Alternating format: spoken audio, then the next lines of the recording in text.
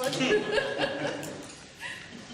Well, anyway, I better not say too much about the question of me being brief, because I've never been brief before. I have no intentions of starting out, but I do respect the position of the chair. Can I first of all say, like everybody else, it's been indeed a pleasure and a privilege to be asked to speak here this afternoon. And of course the question is, what are the key class issues today? Well, as far as I'm concerned, where does one start? I think it's been said before by other speakers, this certainly is a class war, and there's no two ways about it. It's our class against the ruling class, and as our class we need to fight them tooth and nail in relation to where they are and what they're trying to do is. That was one of the main reasons why we established the People's Assembly Against Austerity in the first place. And I don't want to give you a lecture or a history lesson how it all came about, and so on and so forth. But we are growing from strength to strength, and I welcome a lot of organisations coming on board to pursue the argument about austerity.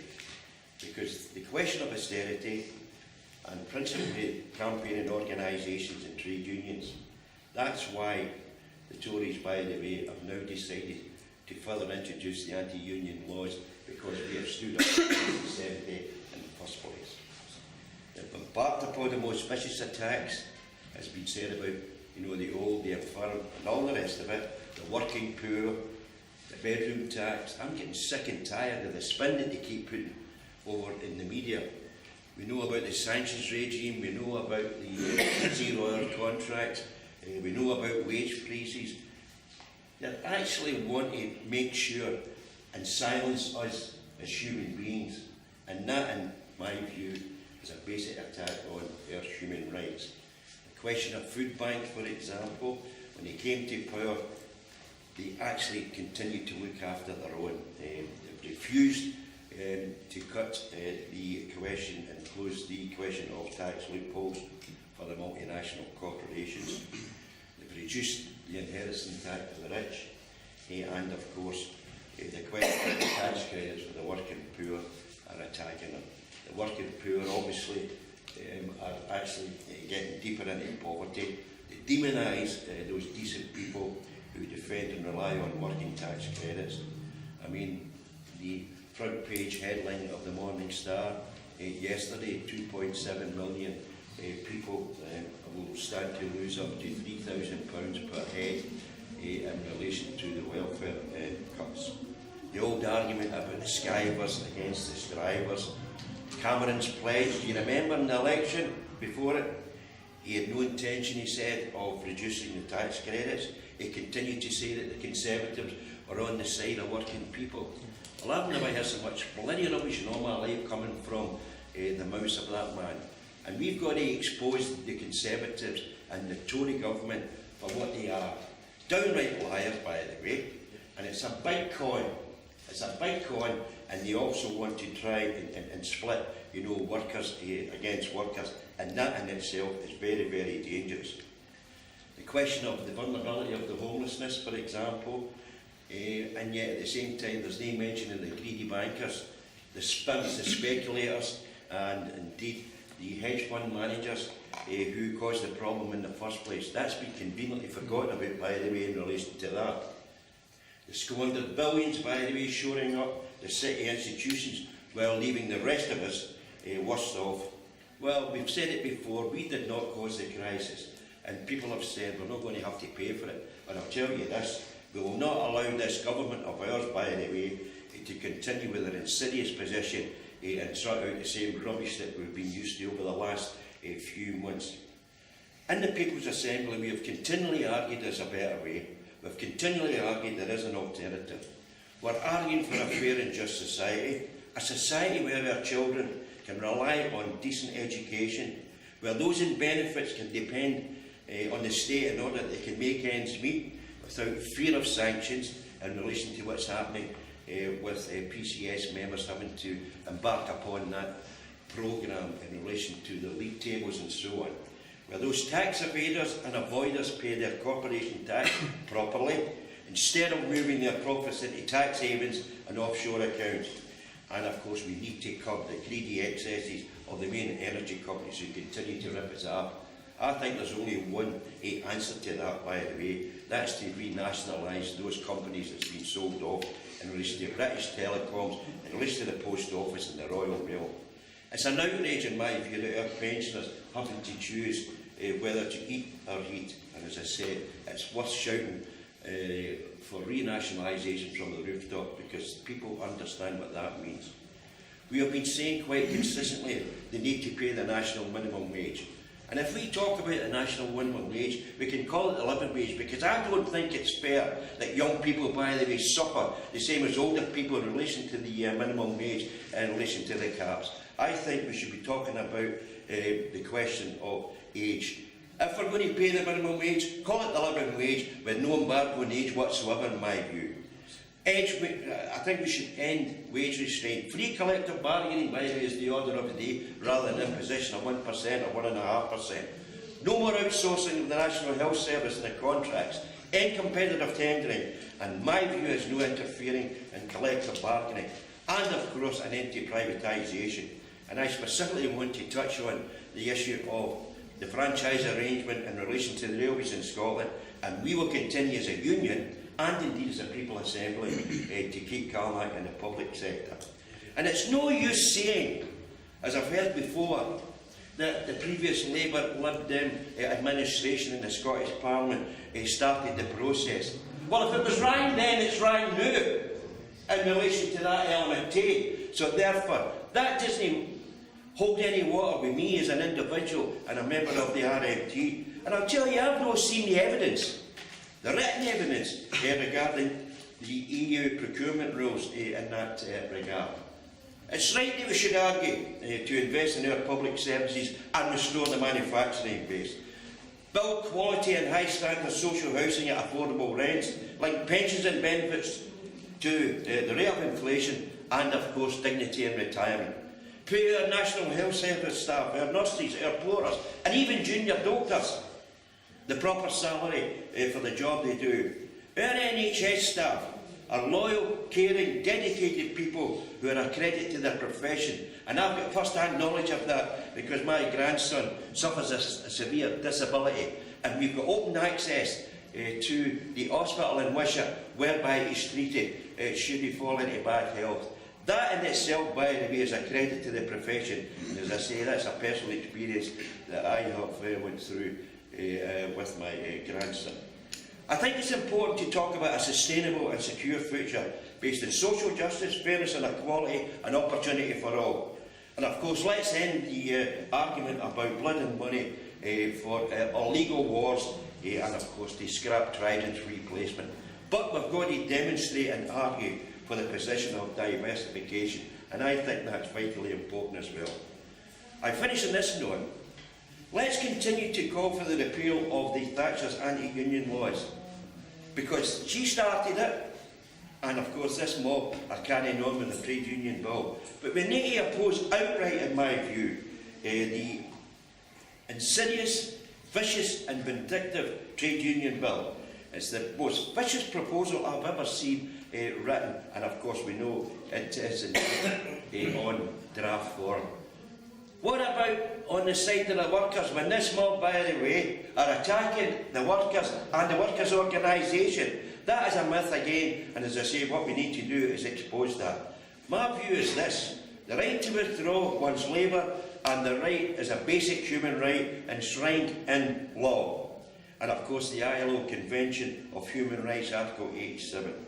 It's clearly enshrined, as I said, in the Scotland Bill, and I would expect the First Minister to come out forcibly and say that. At the moment she has turned around and said we will not cooperate. Well, I'm asking her to go even further, and if you've any influence with the First Minister, by the way, do so.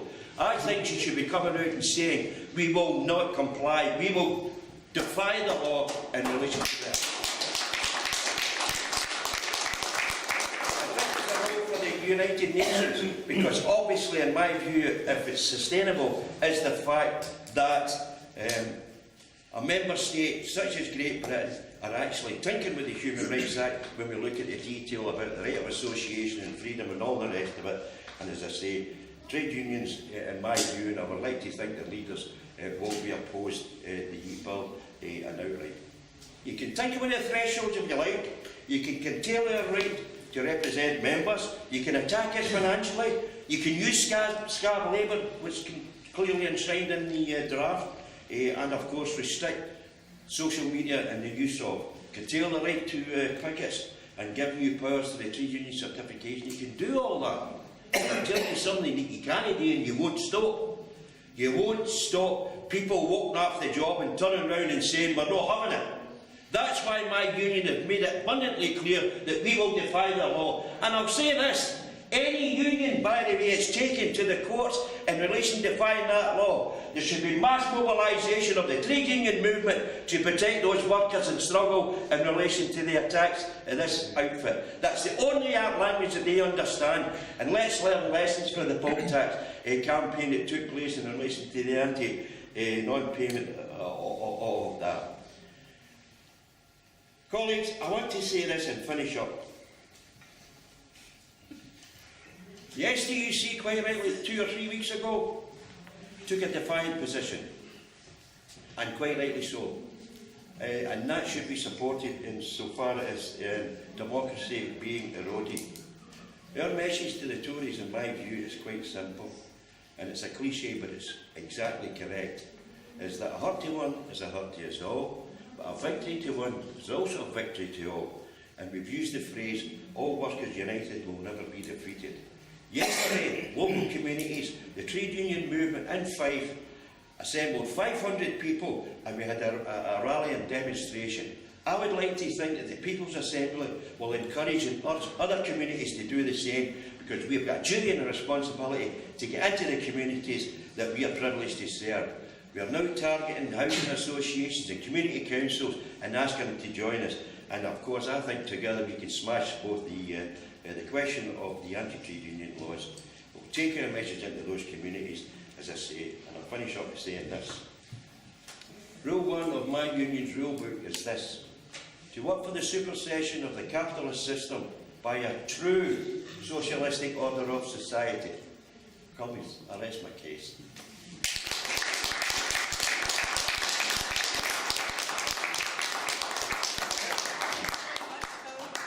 Pretty brief for Phil. Thanks for trying. Okay, last but definitely not least, we're moving on to Tom Kirby, who's also coming to us from the People's Assembly. Yep. And you'll be pleased to know that my entire speech will be less than his end. I hate people that don't like that. I'm privileged to be here on this platform, to be honest. Just a wee man who died. And I'm just an ordinary sort of union member. We had the demonstration yesterday. One of the best banners that was there amidst all the nice banners and People's Assembly was this handmade one.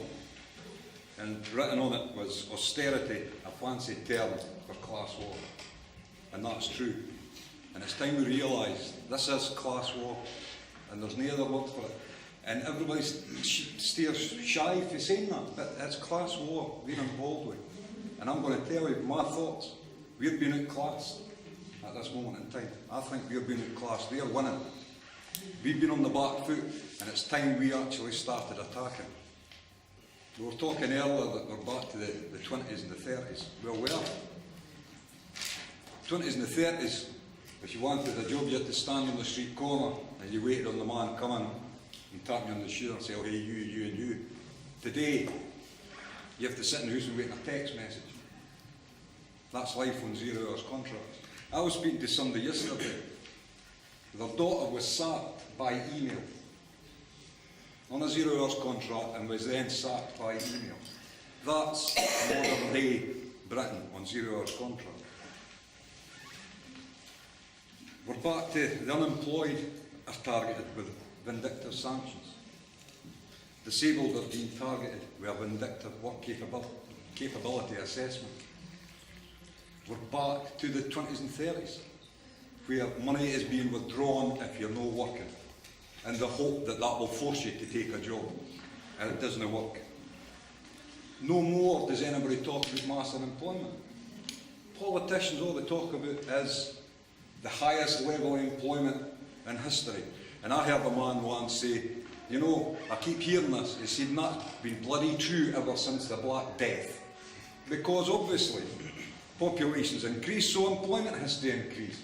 We need to start talking about mass unemployment, because the unemployed are what?